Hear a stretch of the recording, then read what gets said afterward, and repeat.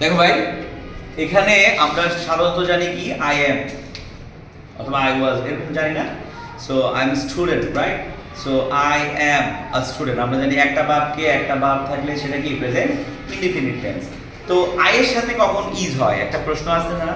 So I এর সাথে কখন ইজ হবে, যদি আইটা কি বুঝায়, আই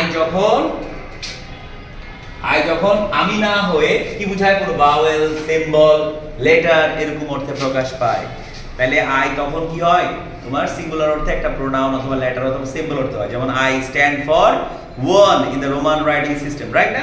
সো এখানে যেমন দেখো আই এম হবে না ইজ হবে, আই ইজ এ প্রোনাউন, তাহলে এখানে এম হবে না, কারণ এটা আমি বুঝায় নাই, এটা একটা কি বুঝাইছে বলো, প্রোনাউন বুঝাইছে, তাহলে এটা ইজ হবে। I is a vowel, I is the first letter of English, I is the ninth letter of English, I is the first person of English, okay? মানে সিঙ্গুলার নাম্বার যেটা বোঝানো হচ্ছে। এবার দেখো এটা I go হয় normally, right? I go twice in India, এটা অনেক সুন্দর একটা সেন্টেন্স। I go হইলো, goes হবে না কেন? I go twice, আমি দুইবার গেছি ইন ইন্ডিয়াতে, এটা রাইট। আবার ইন্ডিয়া বানানে দেখো একটা আই এবং দুইটা আই, কয়টা আছে? দুইটা আই আছে, তাহলে I goes twice in India, India বানানে দুইটা আই, সেজন্য আই এর সাথে এখানে কি গেছে, গোজ গেছে, ঠিক আছে?